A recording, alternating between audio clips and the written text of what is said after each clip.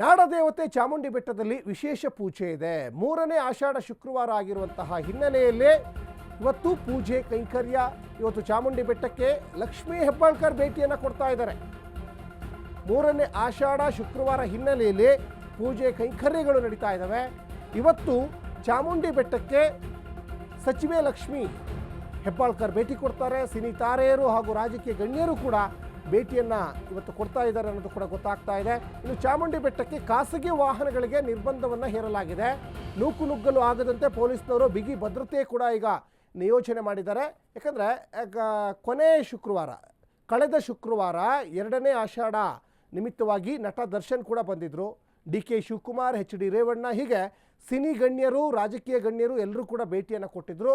ಕಳೆದ ಶುಕ್ರವಾರ ಮಾವಿನ ಹಣ್ಣಿನಿಂದ ವಿಶೇಷವಾದಂತಹ ಅಲಂಕಾರವನ್ನು ಮಾಡಿದರು.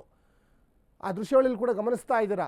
ಇನ್ನು ಪ್ರತಿ ಶುಕ್ರವಾರನೂ ವಿಶೇಷವಾದ ಹಣ್ಣು, ವಿಶೇಷವಾದಂತಹ ಹೂವುಗಳಿಂದ ಅಲಂಕಾರವನ್ನು ಮಾಡ್ತಾರೆ. ಸಾಕಷ್ಟು ಜನ ಅಲ್ಲಿ ಭಕ್ತಿ ಪರಾಭಾವದಿಂದ ಬಂದು ಅಲ್ಲಿ ಪೂಜೆಯನ್ನು ಮಾಡ್ತಾ ಇರುವಂಥದ್ದು ಕೂಡ ಇಲ್ಲಿ ಗಮನಿಸ್ತಾ ಇದ್ದೀರಾ. ಯಾಕಂದರೆ ಆಷಾಢ ಶುಕ್ರವಾರ ಬಂದರೆ ಸಾಕು, ತಾಯಿ ಚಾಮುಂಡೇಶ್ವರಿ ಸೇರಿದಂತೆ ಹೊರನಾಡು ಅನ್ನಪೂರ್ಣೇಶ್ವರಿ, ಶೃಂಗೇರಿ ಶಾರದಾಂಬೆ, ಕೊಲ್ಲೂರು ಮೂಕಾಂಬಿಕೆ, ಹೀಗೆ ಅನೇಕ ದೇವಸ್ಥಾನಗಳಲ್ಲಿ ವಿಶೇಷವಾದಂತಹ ಪೂಜೆ ಪುನಸ್ಕಾರಗಳು ನಡೀತಾ ಇರ್ತವೆ. ಸಾಕಷ್ಟು ಜನ ಭಕ್ತರು ಕೂಡ ಭೇಟಿಯನ್ನು ಕೊಡ್ತಾ ಇರ್ತಾರೆ.